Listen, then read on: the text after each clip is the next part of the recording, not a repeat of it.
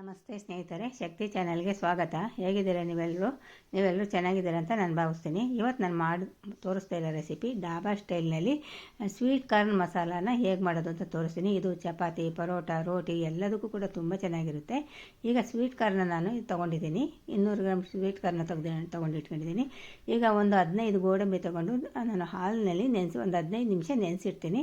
ಇವಾಗ ಕುಕ್ಕರ್ ಇಟ್ಬಿಟ್ಟು ಕುಕ್ಕರ್ಗೆ ನಾನು ನೀರು ಮತ್ತು ಉಪ್ಪು ಅರಿಶಿನ ಹಾಕಿಬಿಟ್ಟು ಕುದಿ ಬಂದ ಮೇಲೆ ನಾನು ಸ್ವೀಟ್ ಕಾರ್ನ ಹಾಕಿ ಚೆನ್ನಾಗಿ ಮಿಕ್ಸ್ ಮಾಡಿಬಿಟ್ಟು ಮುಚ್ಚಳ ಮುಚ್ಚಿ 2 ವಿಜಲ್ನ ಬರೆಸ್ತೀನಿ.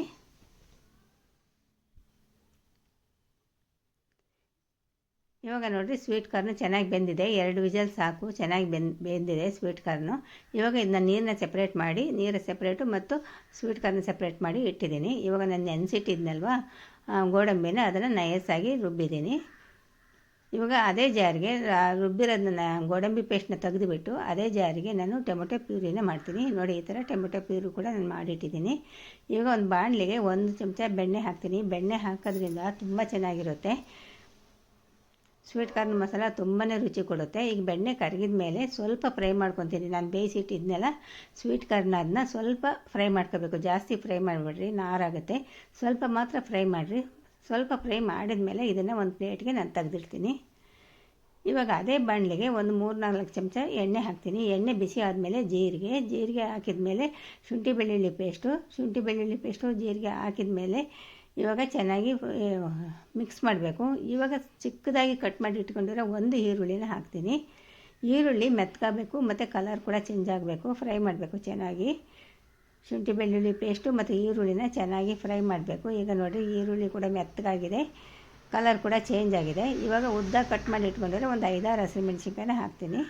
ಹಸಿಮೆಣ್ಸಿನ್ಕಾಯಿ ಹಾಕಿದ ಮೇಲೆ ಚೆನ್ನಾಗಿ ಫ್ರೈ ಮಾಡಬೇಕು.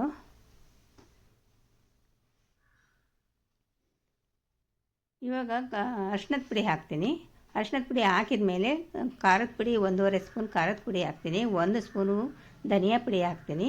ಒಂದು ಅರ್ಧ ಸ್ಪೂನು ಜೀರಿಗೆ ಪುಡಿ ಹಾಕ್ತೀನಿ. ಈ ಮಸಾಲೆಗಳು ಹಾಕುವಾಗ ಉರಿನ ಕಡಿಮೆ ಉರಿ ಮಾಡಿಕೊಂಡು ಮಸಾಲೆ ಪುಡಿಗಳನ್ನ ಹಾಕಬೇಕು. ಕಡಿಮೆ ಉರಿನಲ್ಲೇ ಮಸಾಲೆ ಪುಡಿನ ಹುರಿಬೇಕು, ಚೆನ್ನಾಗಿ ಫ್ರೈ ಮಾಡಬೇಕು. ಇವಾಗ ನಾವು ಟೊಮೆಟೊ ಪ್ಯೂರಿ ಮಾಡಿ ಇಟ್ಕೊಂಡಿದ್ದೀವಲ್ಲ, ಆ ಟೊಮೆಟೊ ಪ್ಯೂರಿನ ಹಾಕ್ಬಿಟ್ಟು ಅದೇ ಮಿಕ್ಸಿ ಜಾರ್ ತೊಳೆದ ನೀರನ್ನು ಕೂಡ ಸ್ವಲ್ಪ ಹಾಕಬೇಕು. ಹಾಕಿ ಆದಮೇಲೆ ಚೆನ್ನಾಗಿ ಮಿಕ್ಸ್ ಮಾಡಿಬಿಟ್ಟು ಚೆನ್ನಾಗಿ ಬೇಯೋದಕ್ಕೆ ಬಿಡಬೇಕು. ಟೊಮೆಟೊ ಪ್ಯೂರಿ ಮತ್ತು ಮಸಾಲೆ ಎಲ್ಲ ಚೆನ್ನಾಗಿ ಬೇಯಬೇಕು. ಮೀಡಿಯಮ್ ಉರಿನಲ್ಲಿ ಚೆನ್ನಾಗಿ ಬೇಯಿಸ್ರಿ. ಹಸಿ ವಾಸನೆ ಹೋಗಬೇಕು, ಚೆನ್ನಾಗಿ ಬೇಯಬೇಕು. ಇವಾಗ ಗರಂ ಮಸಾಲ ಪುಡಿ ನಾನು 1 ಚಮಚ ಗರಂ ಮಸಾಲ ಪುಡಿ ಹಾಕ್ತೀನಿ. ಮತ್ತು ಕಸೂರಿ ಮೇಥಿ ಹಾಕ್ತೀನಿ. 1 ಚಮಚ ಕಸೂರಿ ಮೇಥಿ ಮತ್ತು 1 ಚಮಚ ಗರಂ ಮಸಾಲ ಪುಡಿ ಹಾಕಿಬಿಟ್ಟು ಇವಾಗ ಚೆನ್ನಾಗಿ ಮಿಕ್ಸ್ ಮಾಡ್ತೀನಿ. ಇವಾಗ ನಾವು ಗೋಡಂಬಿ ಪೇಸ್ಟ್ನ ರುಬ್ಬಿಟ್ಕೊಂಡಿದ್ವಲ್ಲ ಅದನ್ನು ಹಾಕ್ತೀನಿ. ಗೋಡಂಬಿ ಪೇಸ್ಟ್ ಹಾಕಿ ಆದಮೇಲೆ ಇದನ್ನೆಲ್ಲ ಮೀಡಿಯಮ್ ಉರಿನಲ್ಲಿ ಮಾಡಿರಿ. ಚೆನ್ನಾಗಿ ಮಿಕ್ಸ್ ಮಾಡಿ ಚೆನ್ನಾಗಿ ಬೇಯೋದಕ್ಕೆ ಬಿಡಬೇಕು.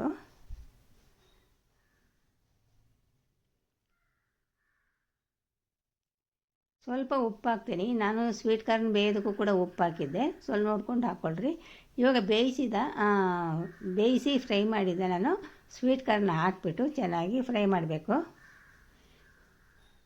ಮಸಾಲೆ ಜೊತೆ ಎಲ್ಲ ಚೆನ್ನಾಗಿ ಸ್ವೀಟ್ ಕಾರ್ನ ಹೊಂದ್ಕೋಬೇಕು. ಇವಾಗ ಸ್ವಲ್ಪ ಹಾಲು ಹಾಕ್ತೀನಿ. ಒಂದು 2-3 ಚಮಚ ಹಾಲು ಹಾಕ್ತೀನಿ. ಹಾಲು ಹಾಕೋದ್ರಿಂದ ಮಸಾಲ ತುಂಬಾ ಚೆನ್ನಾಗಿರುತ್ತೆ.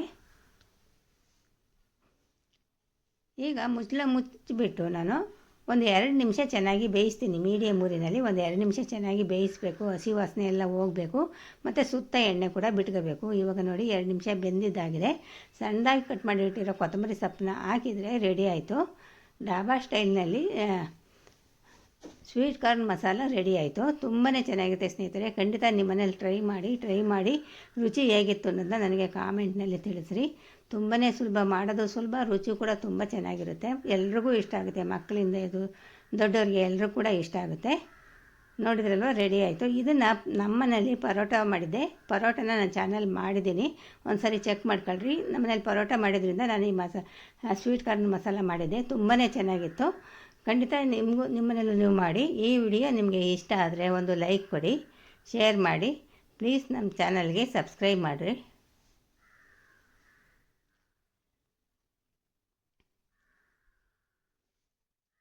ಪರೋಟ ಜೊತೆಗಂತೂ ಸೂಪರಾಗಿತ್ತು ಸ್ನೇಹಿತರೆ.